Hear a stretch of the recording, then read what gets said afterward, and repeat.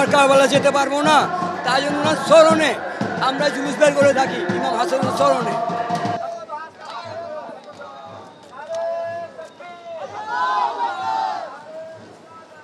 রহমান রহিম। হুসাইন মিন্নি ও আলা মিনাল হুসাইন, এটা রসুল পাকের বাণী। হুসাইন মিন্নি ও আলা মিনাল হুসাইন, আমি এই হুসাইন আমার রক্ত, আমার সুলতান, আমার ওয়ারিস। এই হুসাইনকে যে ভালোবাসবে তাকে আমি ভালোবাসবো। আমার আহলে বায়তের সাথে যে যুদ্ধ করবে আল্লাহ, আমি তার সাথে যুদ্ধ করব।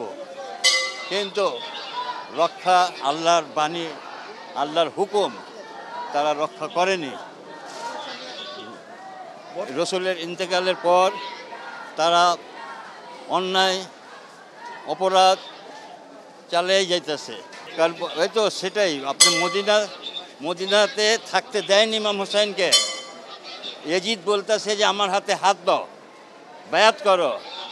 ইমাম হোসেন বলছেন ছি, তোর হাতে আমি থু দেই, তুই হইলে একটা পাপিষ্টা, সুদখোর, হারামখোর। হ্যাঁ, হালালকে হারাম করজ আর হারামকে হালাল করজ। এর জন্যই উনি তার হাতে হাত দেননি। তাকে ইমাম হোসেনকে হত্যা করার জন্য মদিনায় অনেক চক্রান্ত করছে। তারপর ইমাম হোসেন বাধ্য হয়ে সপরিবারে কারবালার দিকে চলে গেলেন। কারবালা যাওয়ার পরও ইয়াজিদ সেখানে ইবনে সাদকে ওইখানকার গভর্নর তৈরি ক্ষমতা দিয়ে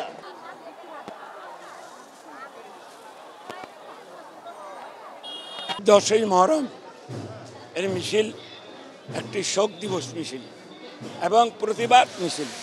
ইয়াজিদের বিরুদ্ধে সন 61 হিজরিতে সেই কারবালার মরুভূমিতে আমাদের প্রিয় নবী নাতিনরে কতল করেছিল। এনে আমরা প্রতিবাদ জানাচ্ছি এবং আমরা সমস্ত মুসলমান আজকে একত্র হয়ে গেছি।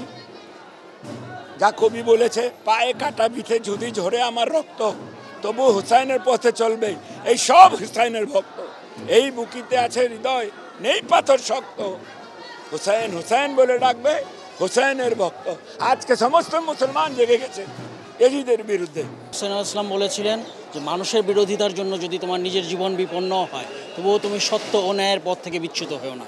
তো হযরত ইমাম হুসাইন আলাইহিস সালামের এই 10ই মহরমের যে কারবালার শহীদের এই শিক্ষা দেয় আমাদেরকে যে কখনো অন্যায়ের কাছে মাথা নত করা যাবে না, অন্যায়ের বিরুদ্ধে সবসময় প্রতিবাদ করতে হবে, তাতে আমার জীবনও চলে যাক না কেন। এবং 10ই মহরমের এই শিক্ষা আমরা সমগ্র মুসলিম সম্প্রদায় শিয়া সুন্নি নির্বিশেষে আমরা এক এবং অভিন্ন শান্তিময় ইসলামী বিশ্ব কায়েম করতে পারি।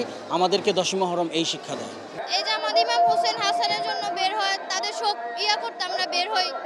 এই যে আমার বাবা প্রত্যেক বছর বের করে, এই জন্য